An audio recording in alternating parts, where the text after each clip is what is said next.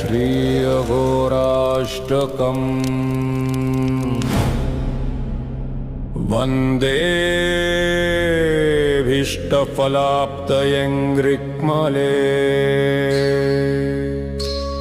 Ghorastramantreshwaram Jangalambitakinkanimaniganaparalambimalanchitam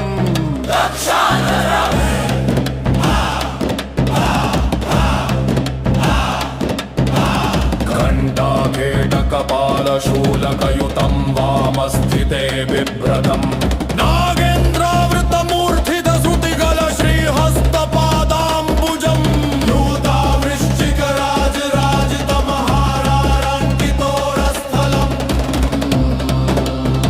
Shakti, el poder del mundo.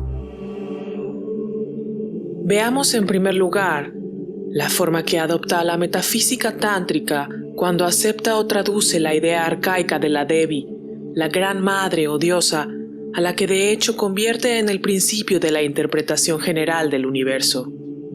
Comencemos pues por el principio, el cual está representado por el reconocimiento de que el principio y la medida de todo ser y forma real es una energía multiforme, un poder activo que se expresa de diversas maneras. No es casualidad, como alguien comentó, que la palabra alemana para realidad, Wirklichkeit, provenga del verbo wirken, que significa actuar. Esto también ocurre en la metafísica tántrica. Con respecto al poder, o Shakti, incluso lo que llamamos persona, ocupa un rango ontológicamente subordinado, es decir, dependemos del poder. Esto incluye también a Dios, Alá, Ishvara o cualquiera de los dioses del teísmo. Esta versión radical del Shaktismo niega la existencia de un principio dotado de poder, pero siendo distinto de él. El argumento se resume en estos términos. Si todo existe en virtud de Shakti, ¿por qué buscar su fuente? Se tiene la necesidad de identificar en virtud de qué principio o fundamento existe la Shakti, entonces no se toma en cuenta que se tendría que explicar dicho principio. Las similitudes entre el tantrismo y los sistemas metafísicos hindúes más antiguos pueden establecerse fácilmente de la siguiente manera. Estos sistemas no se limitaban a los conceptos de ser y persona. La contraparte del ser es el no ser. Pero más allá de ambos encontramos al absoluto, al Brahman, que es una palabra neutra y que no debe confundirse con el nombre Brahma, que es un nombre masculino.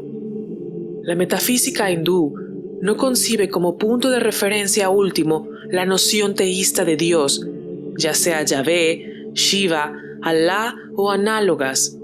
Más bien, Brahman es algo que trasciende la deidad personal y se concibe en términos de energía primordial y abismal.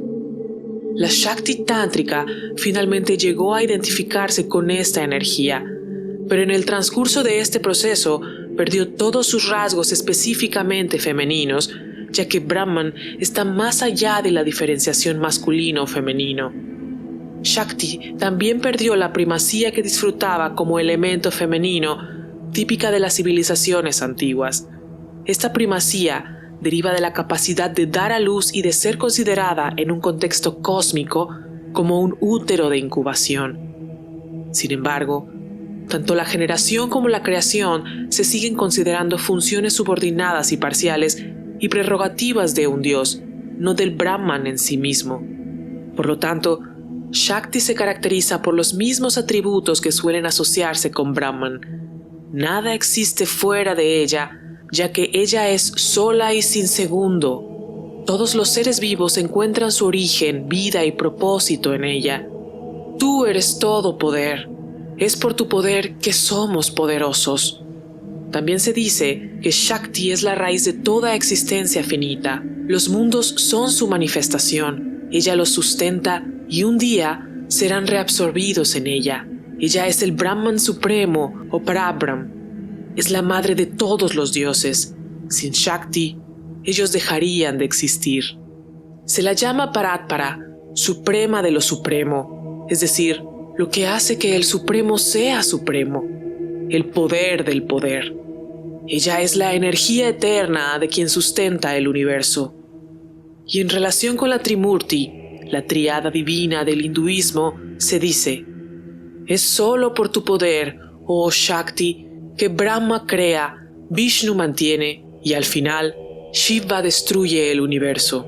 Son impotentes para esto sin tu ayuda.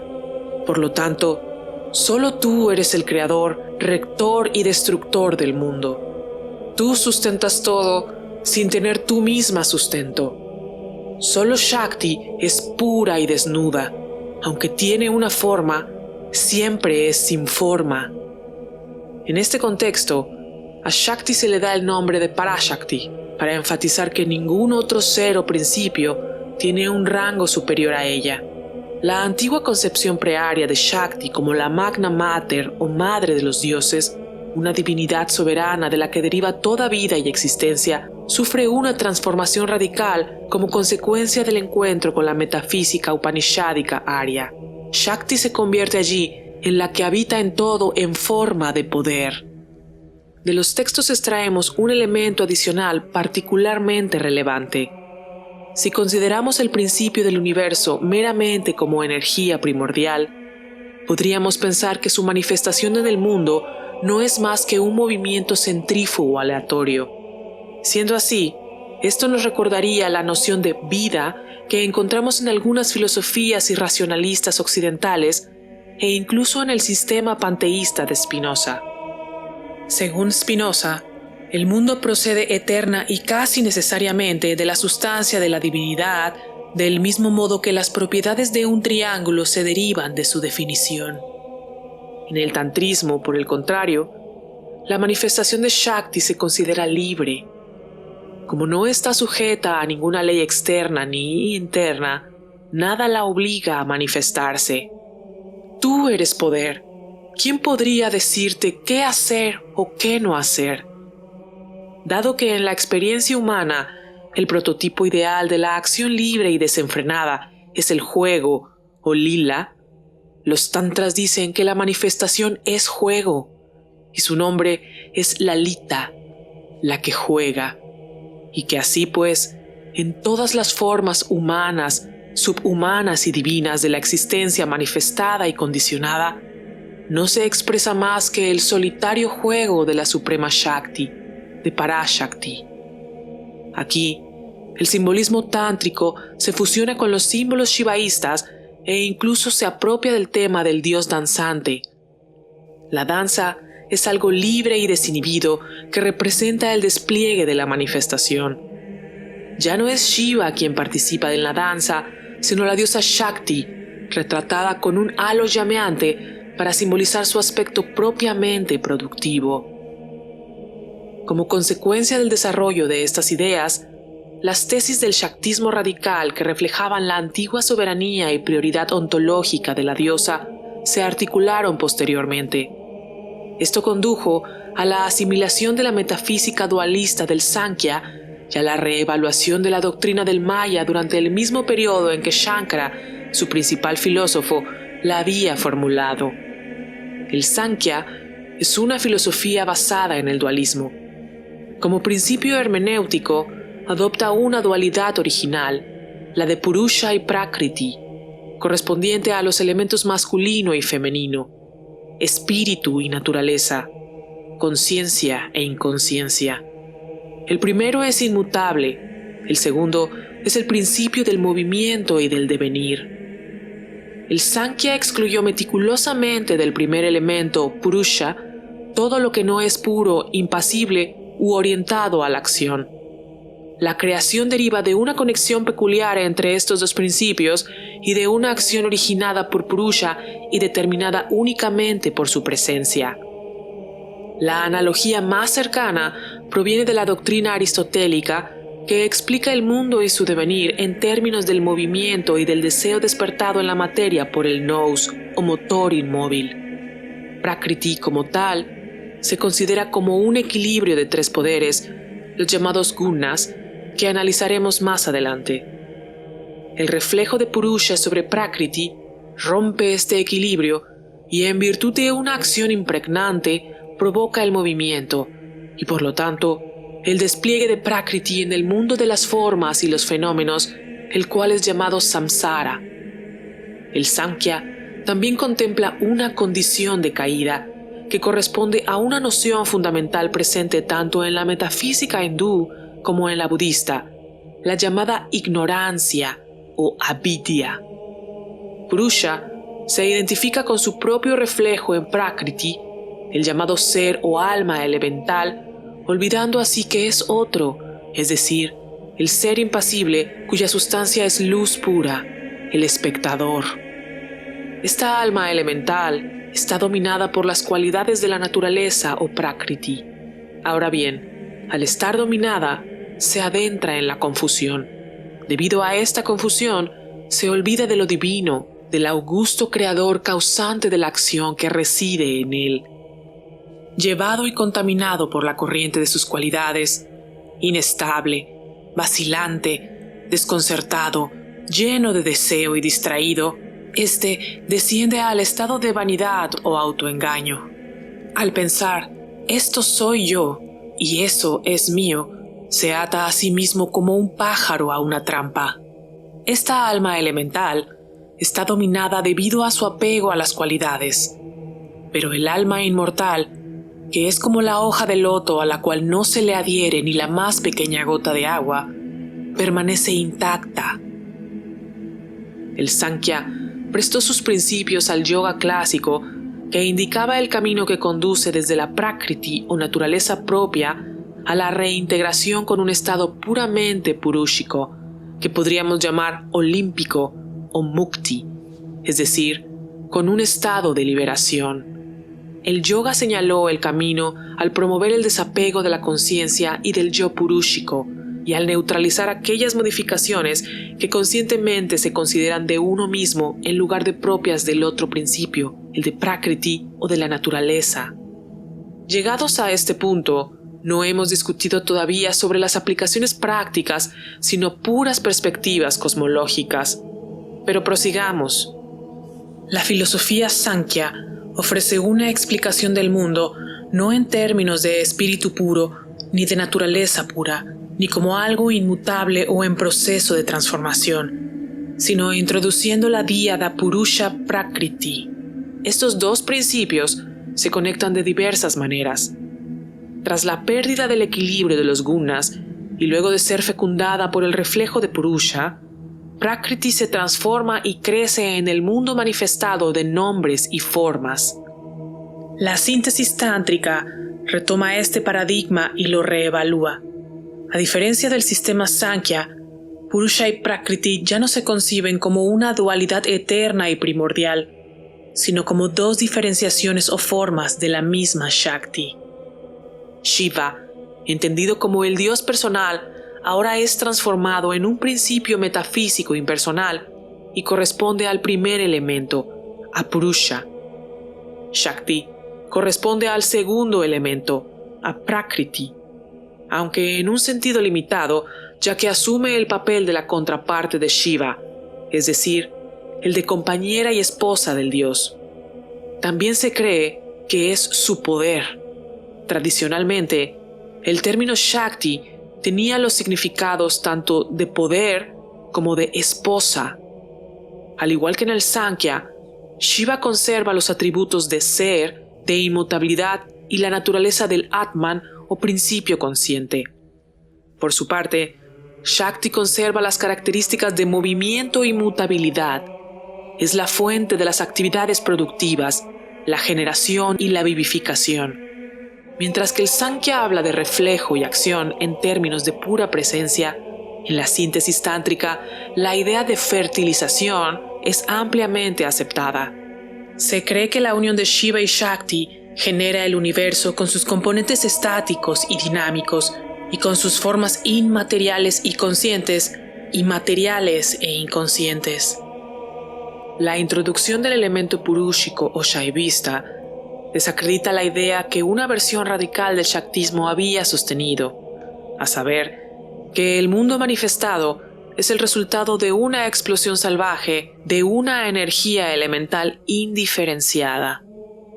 La iconografía tántrica hindú realzó de diversas maneras las características auténticas de ambos principios. En primer lugar, podemos recordar el ícono de la danza de Shakti sobre el cuerpo extendido e inmóvil de Shiva. En este caso, la inmovilidad representa la inmutabilidad del principio masculino. Según los cánones del arte religioso hindú, su alta estatura significa el estatus ontológico superior del que goza respecto a Shakti, quien se encuentra en movimiento.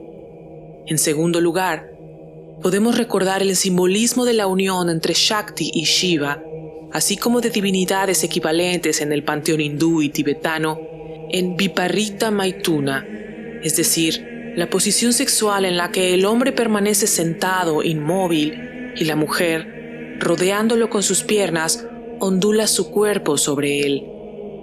En este punto, podemos recordar que los axiomas activistas occidentales operaron una inversión de esta idea tradicional en la que el verdadero principio masculino se caracteriza por el ser. Este principio no actúa, ya que es soberano y capaz de generar acción sin involucrarse en ella. Por lo tanto, se dice que todo lo que es acción, dinamismo y desarrollo, al no ser autosuficiente, cae bajo la égida del elemento femenino, la naturaleza o prakriti, en lugar de bajo la égida del espíritu, el atman o el purusha masculino.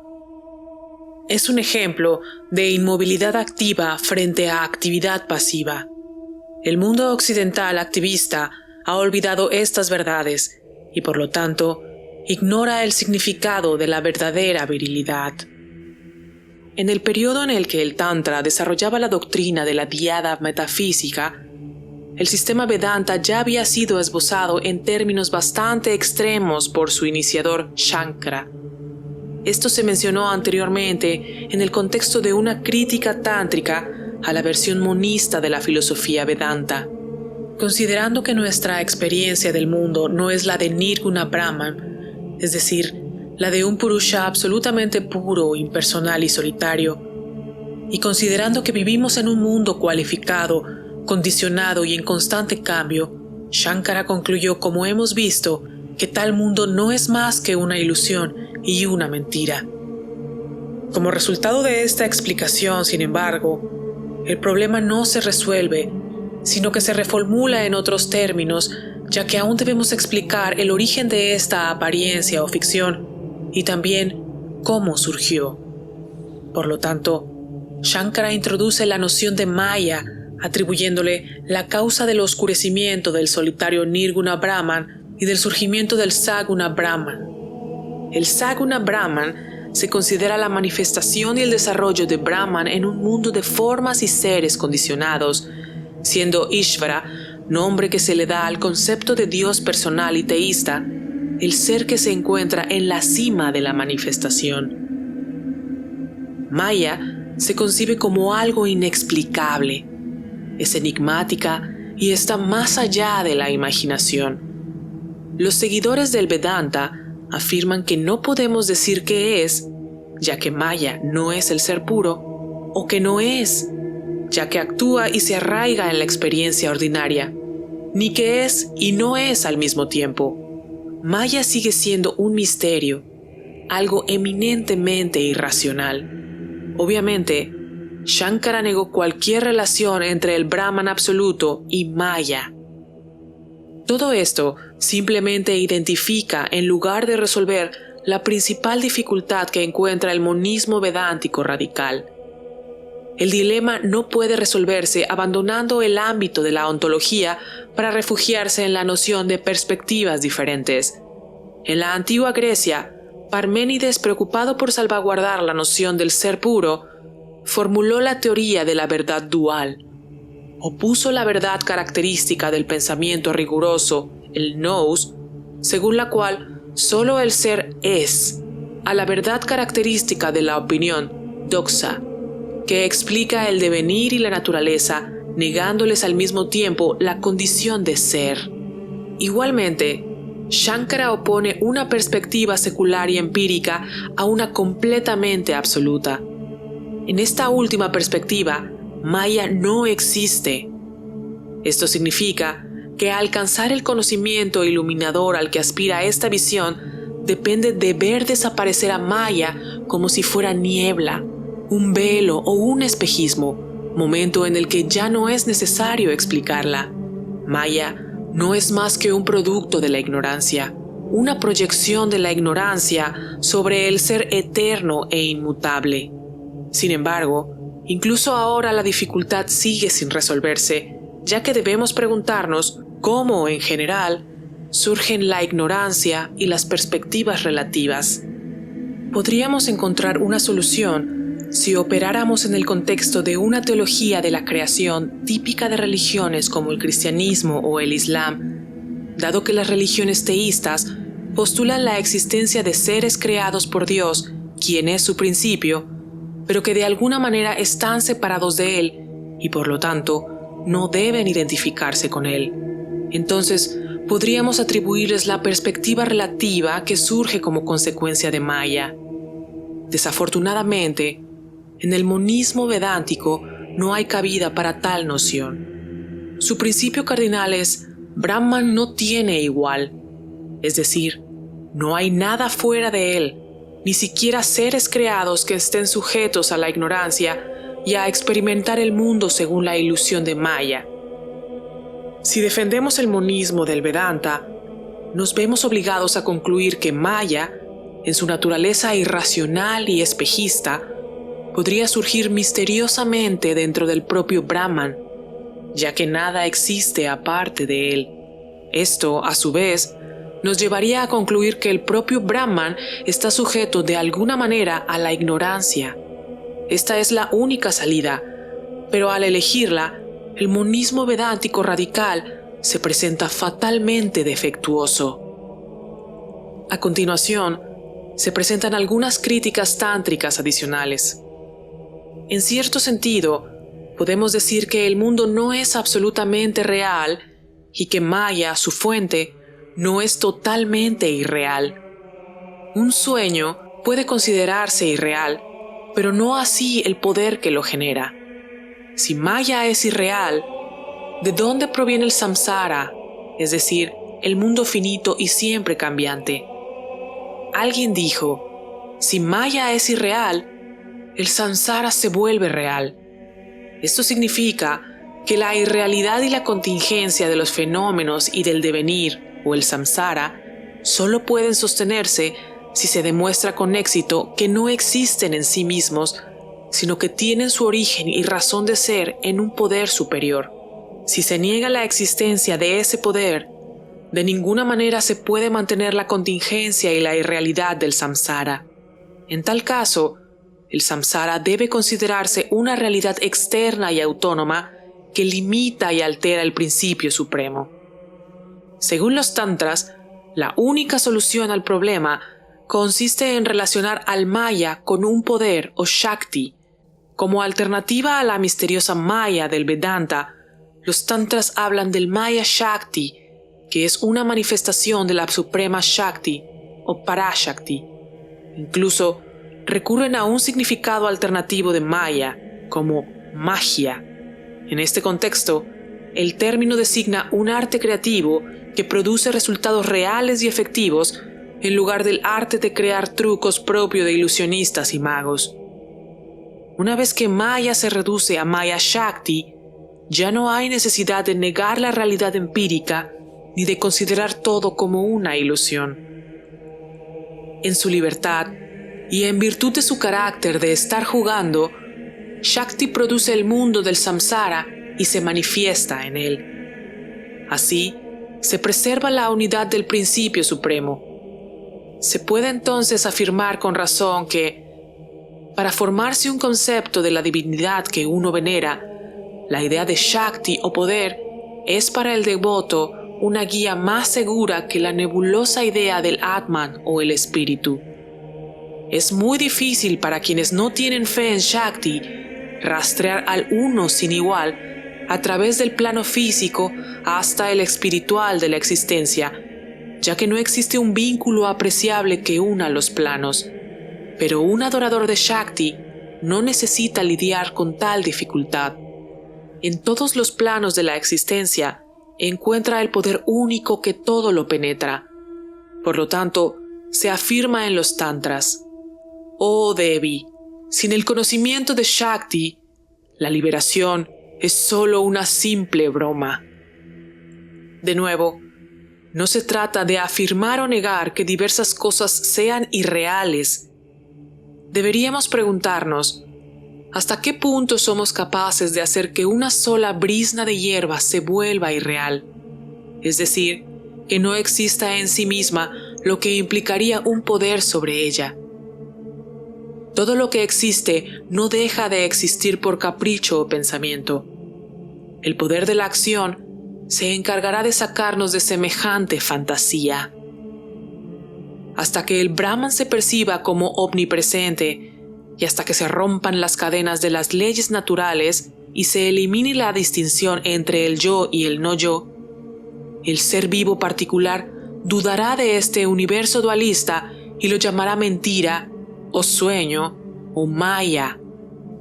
Finalmente, la eficacia del karma, es decir, el poder de la acción, obligará al individuo a creer en él, aun en contra de su voluntad. El tantrismo especulativo, que no comparte las perspectivas creacionistas, desarrolló una metafísica adecuada para el sadhaka, quien es aquel comprometido con el camino de la realización espiritual. Esta metafísica supera tanto el dualismo sankhyano de Purusha y Prakriti, como el dualismo entre Brahman y Maya que el Vedanta intenta eliminar sin éxito. En este contexto, el dualismo se sustituye por una diada típica de toda manifestación libre. Así, podemos hablar de una trascendencia inmanente correspondiente a Shiva, o mejor aún, a la forma de Shiva que adopta el principio supremo. Todos los poderes que se encuentran en la realidad tienen sus raíces en él, quien es a la vez su fuente y su cumbre. Shiva es llamado el desnudo, Digambaran, es decir, el libre de determinaciones, y al mismo tiempo, aquel cuyo cuerpo llena el universo entero. Shiva es retratado en un simbolismo estrechamente relacionado con la ética tántrica como alguien que, inmerso en el torbellino de las pasiones, permanece libre y en control de ellas. Es el maestro del erotismo, pero a la vez libre de toda lujuria. Aunque siempre se le asocia con diversas formas, energías y poderes, es eternamente libre, invulnerable y sin atributos. Los elementos que en el juego cósmico de Shakti aparecen diferenciados no afectan la unidad inmanente de su forma en Shiva. Incluso, lo finito e inconsciente deriva de la conciencia como subproducto de la Maya Shakti, que no es inconsciente en sí misma. Es importante notar que la finitud ya no constituye un problema cuando se relaciona con un poder que la determina. Este contexto puede aclararse aún más al considerar el significado que asume la manifestación de Shakti y los movimientos a través de los cuales se manifiesta. Si bien un poder particular puede enfocarse en cualquier objeto, la Shakti suprema solo se puede manifestar a sí misma, ya que fuera de ella, por definición, no existe nada más. En un tantra está escrito: la tierra de tu nacimiento eres tú misma. En ti misma y por ti misma te has manifestado. Esta manifestación implica un proceder de, un movimiento centrífugo que surge de un estado de estabilidad estática y autoproyección. Corresponde al primer movimiento originado en la sustancia femenina por la acción fecundadora del inmóvil Shiva o Purusha. Dicho sea de paso, es análogo a lo que en la metafísica aristotélica es responsable del despertar del poder informe de la naturaleza.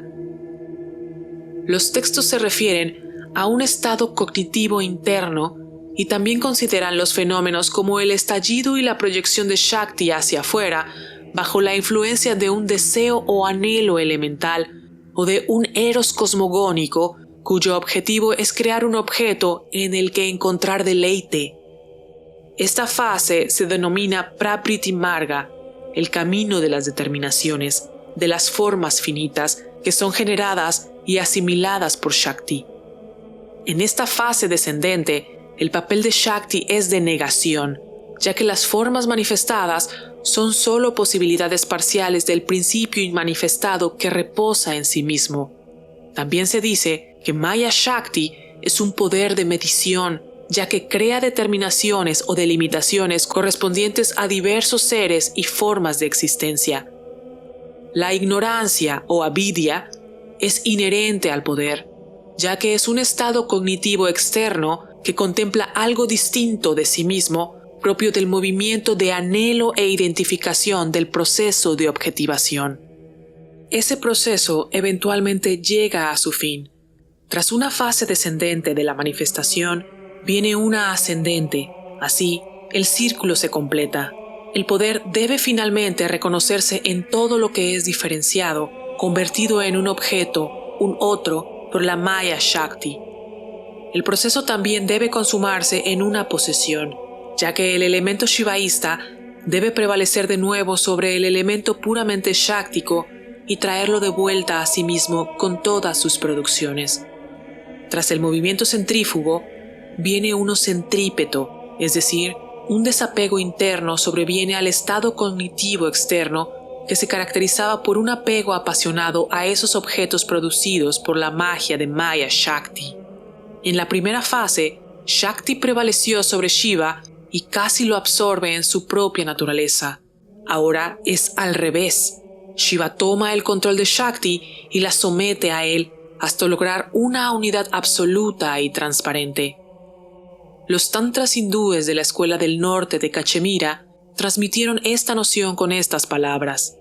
Shakti es como un espejo puro a través del cual Shiva se experimenta a sí mismo.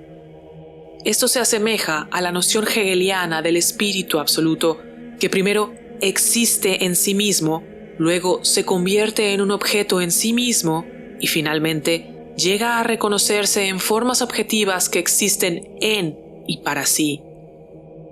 Esto también nos recuerda esquemas análogos que se encuentran en las filosofías idealistas occidentales, especialmente si consideramos que un comentario sobre el texto mencionado anteriormente habla del yo o de la percepción del yo en un sentido trascendental o como siendo esencia de la experiencia suprema realizada por intermediación de la Shakti. La misma idea se expresa mediante un análisis convencional de la palabra yo, aham. La primera letra del alfabeto sánscrito, A, representa a Shakti. La última letra, Ha, representa a Shiva. La fórmula de la manifestación no es solo A o Ha, sino Aham, que es yo según el significado antes mencionado de autoidentificación activa mediada por Shakti como a través de un espejo. El yo es por lo tanto la palabra suprema que abarca todos los fenómenos y el universo entero, que en la doctrina de los mantras se simboliza con las letras entre A y Ha. Asimismo, en el budismo tibetano, los diversos poderes de la manifestación se atribuyen a diversas partes de la sílaba sagrada Aum, que en tibetano también significa yo. Este es el significado del acto cósmico de Parashakti, en el que se despliega todo un mundo de formas y seres finitos. Se produce un movimiento en el que la dualidad se disuelve en la unidad para luego desplegarse de nuevo en el juego dualista. En este movimiento, el Brahman, que es la conciencia perfecta, genera el mundo en la forma de Maya, compuesta de cualidades o gunas, y luego asume el papel de un ser vivo en particular para cumplir su juego cósmico. El mismo principio que alcanza la experiencia suprema del estado cognitivo interno experimenta el mundo como samsara a través de un estado cognitivo externo. Con respecto a las diversas etapas en las que tiene lugar la manifestación, se establece una relación entre ellas y la doctrina de las dos vías, la de la mano derecha contra la mano izquierda en los siguientes términos. El aspecto creativo y productivo del proceso cósmico está representado por la mano derecha, el color blanco y las dos diosas, Uma y Gauri, en quienes Shakti aparece como la que es luz y manifestación. El segundo aspecto, el de la conversión y el retorno, está representado por la mano izquierda, el color negro y las diosas oscuras y destructivas, Durga y Kali. Así, según el Mahakala Tantra, cuando las manos izquierda y derecha están en equilibrio, experimentamos el samsara, pero cuando prevalece la mano izquierda, encontramos la liberación. Una interpretación más detallada del papel de Kali se encuentra en la iconografía popular. Allí, Kali aparece negra y desnuda, luciendo únicamente un collar de cabezas de varios colores. Bajo este aspecto, la diosa representa a la Shakti de Shiva, es decir, su poder de trascendencia activa. El color negro representa la trascendencia sobre cualquier cosa manifestada y visible. Según una etimología muy apegada de la palabra, su nombre es Kali, ya que devora el tiempo, el devenir y el progreso que constituyen la ley de la existencia samsárica.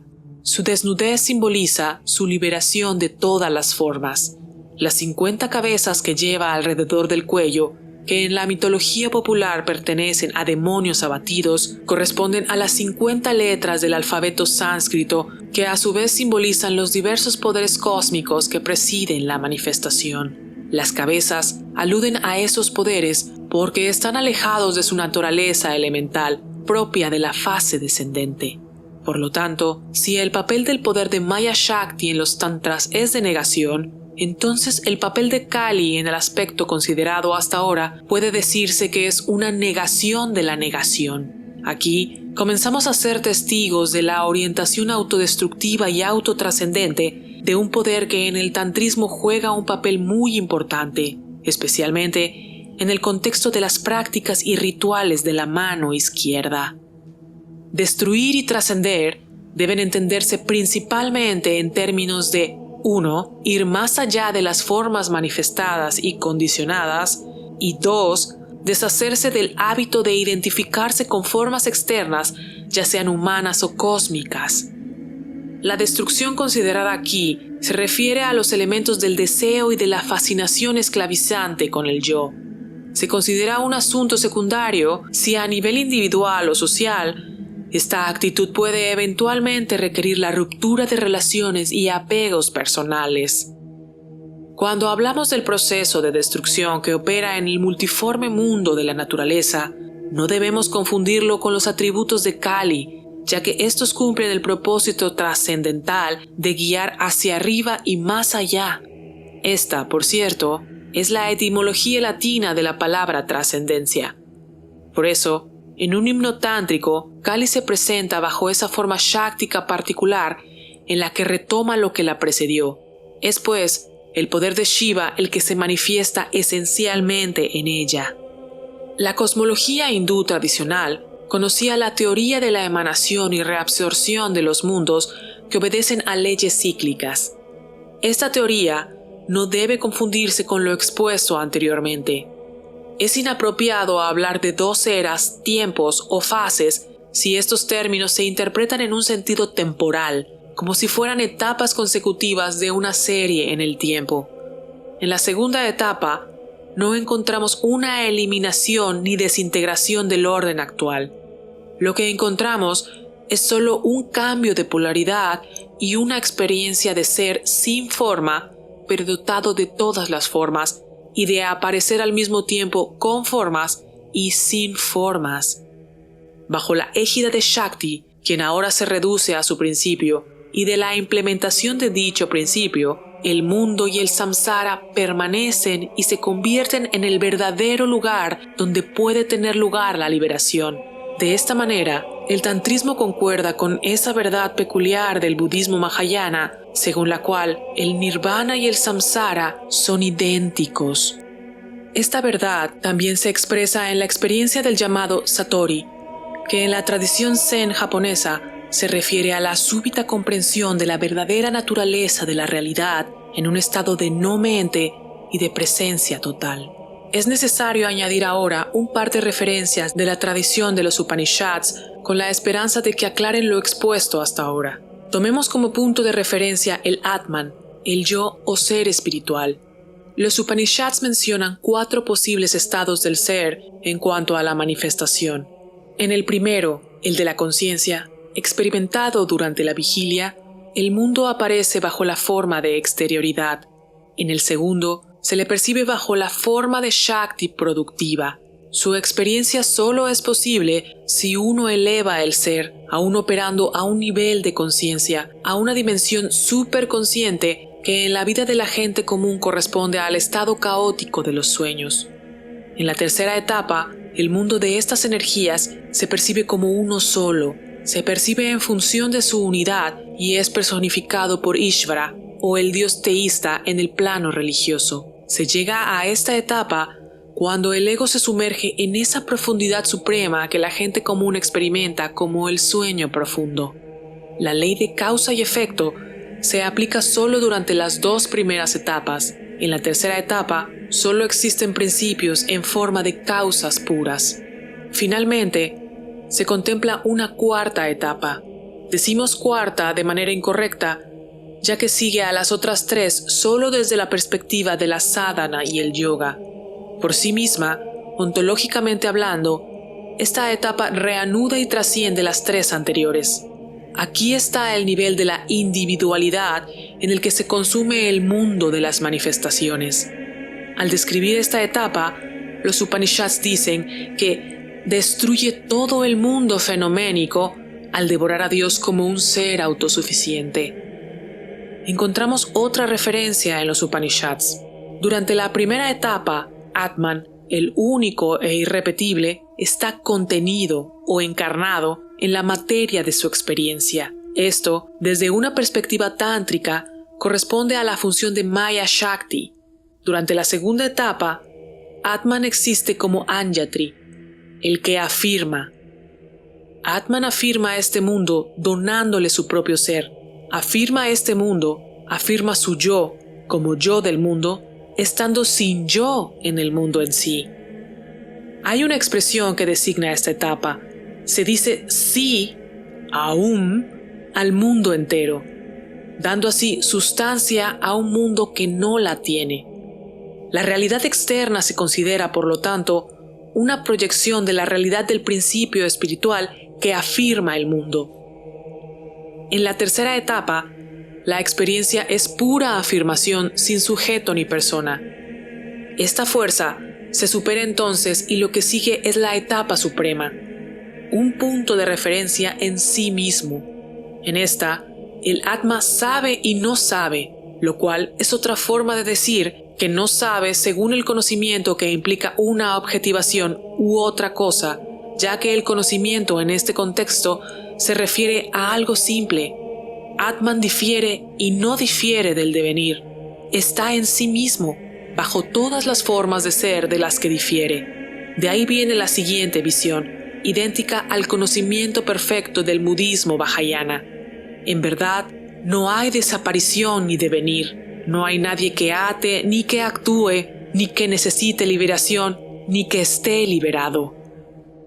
Además de estas percepciones metafísicas sobre la naturaleza del mundo, el punto más bajo del proceso descendente o extrovertido está representado por la objetividad material del mundo mismo, es decir, por la materia física.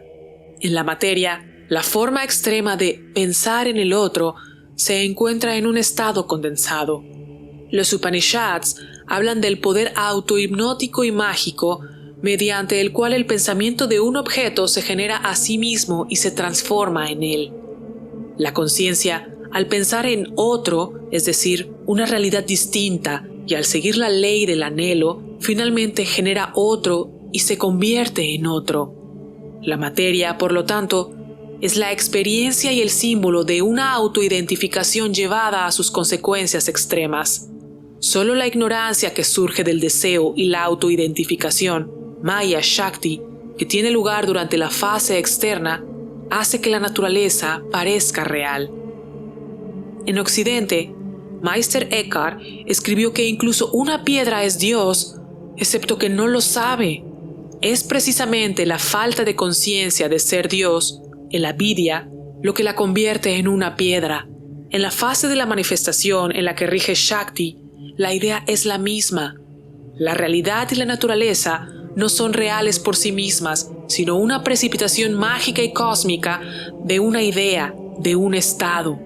No serían percibidas tal por el hombre si no actuase en él la función correspondiente a la que le deben todo su ser, la Maya Shakti. Más allá de los límites de la naturaleza, los pasos del proceso ascendente, que corresponden a los grados de despertar y de conocimiento, se reflejan en la jerarquía de los seres bajo el aspecto de las objetivaciones y los símbolos cósmicos. Los seres, elevándose por encima de la pasión oscura de la materia y del demonismo de la materia inferior, prehumana, se despiertan en formas cada vez más animadas de la vida consciente y libre. El límite correspondiente es el estado en que el espíritu es para sí mismo, no ya bajo la forma de un objeto o de lo otro, sino en tanto que sí mismo, y donde la Shakti, en lugar de ser un principio de sujeción y magia de Maya, se manifiesta como Tara, la que libera. Gracias a ella, incluso lo que parece imperfecto y finito, ahora parece perfecto y absoluto. Desde un punto de vista inmanente, el hecho de percibir como naturaleza y materia lo que metafísicamente corresponde a una serie de estados de la única realidad espiritual proviene del grado de avidya o ignorancia inherente a una experiencia que define esta realidad como la de un individuo en particular. Esto constituye la acción de Maya Shakti en él. Pero en cada uno reside también, en principio, el sujeto o señor de esta función, Shiva. Él es el poder supremo mismo que hace de la experiencia un aspecto determinado del juego cósmico y es tal y como quiere ser. Uno solo puede permanecer pasivo ante Maya Shakti y ser incapaz de asumirla y reducirla a su principio. Esa es la única razón por la que la Shakti original no puede encontrarse libre y plena en todas las formas y aspectos de la realidad, y también por la que el mundo no se experimenta como liberación, según la formulación del Kularnava Tantra y la visión más profunda del budismo mahayana. Más específicamente, debe reconocerse un encuentro peculiar o conexión dinámica entre Maya Shakti y Shiva Shakti en cada forma y ser del universo. La síntesis suprema puede compararse con una llama que, tras consumir la materia de la que se encendió, finalmente se convierte en pura energía o acto puro. Con respecto a esa síntesis, cada existencia finita particular se caracteriza por una cierta insuficiencia de los dos principios y por diferentes grados de poder. Según la metafísica tántrica, la materialidad, la inconsciencia, los seres condicionados y el maya, en el sentido vedántico de la palabra, tienen sus raíces en estos diversos grados. En cada ser finito, las dos formas primordiales de Parashakti, masculina y femenina, Shiva, que es conocimiento, y Shakti, que es ignorancia, movimiento centrífugo y centrípeto, se encuentran en una relación y cantidad diferentes. Según este punto de vista, cualquier poder presente en un ser dado que aún no se haya actualizado en la forma de Shiva se denomina Shakti. Shiva o Shiva Shakti se identifica en cambio con todo lo que es unificado, transformado, transparente y luminoso. Más específicamente, la materia, el cuerpo y el espíritu corresponden a Shakti y el elemento Atman a Shiva. En cualquier caso, en el tantrismo ambos se consideran simplemente dos manifestaciones diferentes del mismo principio, de la misma realidad. Dado que la unión de Shiva y Shakti en ambos estados de existencia no es perfecta ni absoluta, como en el nivel alcanzado por la síntesis suprema, el espíritu experimenta su propio poder como Shakti y como Maya Shakti, o como algo diferente, incluso como un fantasma del mundo externo. La naturaleza de los seres finitos consiste en ser dominados por Shakti en lugar de dominarla. Según los tantras, la diferencia entre Ishvara, que corresponde a Dios en el hinduismo teísta, o Shiva, y el ser vivo finito ordinario, radica en que, a pesar de estar ambos unidos a Maya, y ser metafísicamente la misma cosa, el primero domina a Maya, mientras que el segundo es dominado por ella. Para resumir lo discutido en este capítulo, podemos concluir que los tantras expresan la intención de reconciliar una verdad trascendental, a saber, el monismo o la doctrina Upanishad de la no dualidad, con la verdad propia de la experiencia dualista y concreta de cada ser vivo. Esta reconciliación se logra al considerar a Brahman como una unidad real de Shiva y Shakti, dos principios que superan al Purusha y Prakriti del Sankhya. La noción de Shakti es lo que media entre el yo y el no yo, lo condicionado y lo incondicionado, el espíritu consciente y la naturaleza, la mente y el cuerpo, la voluntad y la realidad. Esta noción lleva a estos principios aparentemente antitéticos a una unidad trascendental superior, cuya implementación se ofrece al hombre como una posibilidad real. En el Kularnava Tantra, Parashakti dice: en el mundo, algunos desean el conocimiento no dualista, otros el dualista, pero solo quienes han trascendido el dualismo y el no dualismo han conocido mi verdad. Come to us and chug blue.